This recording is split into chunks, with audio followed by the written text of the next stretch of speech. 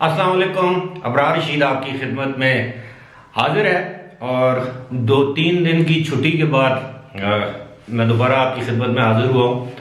और आपको मालूम है कि इन दिनों बहुत शदीद सर्दी है हमारे इलाके में, और बस सर्दी में कभी मूड नहीं होता, रोज़ाना एक ही काम कर कर के बंदा उकता भी जाता है, तो छुट्टी भी ज़रूरी है।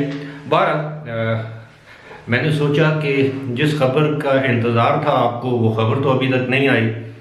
हम लोगों के दावे अंदाजे दुरुस्त साबित नहीं हुए, लेकिन अच्छी खबर ये है कि सऊदी अरब ने फ़ज़ाई पाबंदियाँ ख़त्म कर दी हैं, और जो फ़ज़ाई परवाज़ों पर आने जाने की जो पाबंदी आयद की गई थी, अब उसको उठा लिया गया है। और लेकिन साथ कुछ पाबंदियाँ जो हैं वो अब भी मौजूद रहेंगी। मिसाल के तौर पर जो कोविड-19 टेस्ट की जो शर्त है वो ज़रूर रहेगी। इसके अलावा वो जो समाजी फासले वगैरह हैं, मास्क पहनने।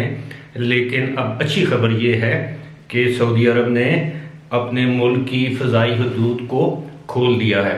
और इसी के साथ साथ अच्छी खबर ये है कि पाकिस्तान इंटरनेशनल एयरलाइन यानी PIA ने ऐलान किया है कि वो आज से ही 2 परवाज़ें सऊदी अरब के लिए चलाएगी। यानी ये 2 परवाज़ें वहाँ पर जाएंगी और 2 परवाज़ें वहाँ से वापस आएंगी। अभी तक ये नहीं बताया गया कि किन शहरों के लिए ये परवाज़ें चलाई जाएंगी, लेकिन गालिब इम्कान ये है कि ये रियाद और जद्दा में ये परवाज़ें चलाई जाएंगी।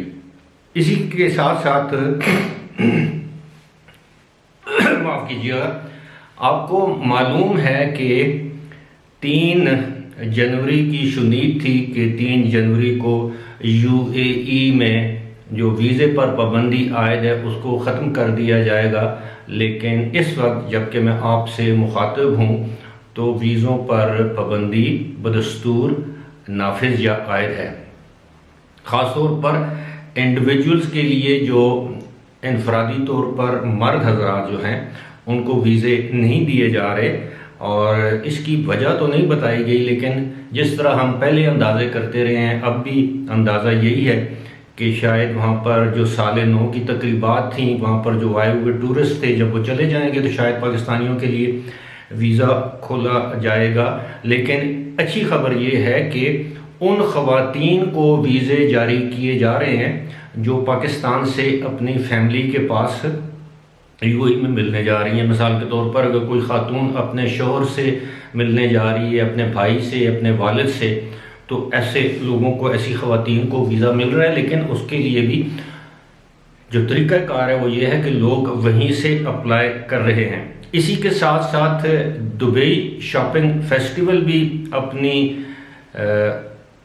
पूरी आबोताब से जारी है, और अब बताया ये गया है कि 1 हफ़्ता इस शॉपिंग फेस्टिवल में आप जो भी ख़रीदारी करेंगे उस पर आपसे वैट यानी वैल्यू एडेड टैक्स जो कि 5% होता है वो आपसे वसूल नहीं किया जाएगा।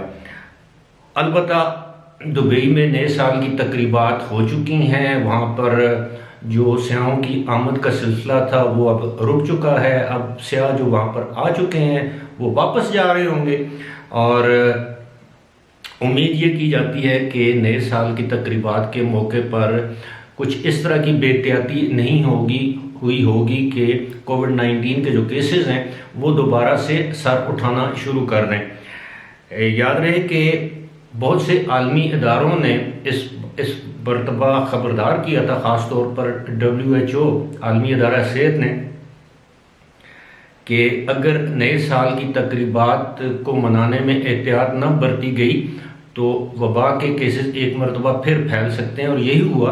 अब हम देखते हैं कि अमेरिका में नए साल की तकरीबात के ख़त्म होते ही, वहाँ से हॉलीडे सीज़न कहते हैं, इसके ख़त्म होते ही वहाँ पर बड़ी तादाद में केसेस दोबारा सामने आना शुरू हो चुके हैं। और कैलिफोर्निया जो रियासत है उनकी, उसके तो अस्पतालों में स्टेट ऑफ इमरजेंसी यानी इमरजेंसी नाफिज कर दी गई है, और वहाँ पर जो आर्मी इंजीनियरिंग कोर के जो लोग हैं वो इस वक्त अस्पतालों में अपनी खिदमात सर अंजाम दे रहे हैं। और यही सूरत हाल UK की है। UK में ये ज़रूर कहा गया है कि 2 रोज़ से जो वबा के केसेस हैं, जो अमवात हैं, उनमें किसी हद तक कमी वाक़ हुई है, लेकिन फ़िलहाल यूरोप में और अमेरिका में वबा जो है वो ऐसे लगता है कि काबू से बाहर होती जा रही है। लेकिन जहाँ पर भी आप हैं, एहतियात करें।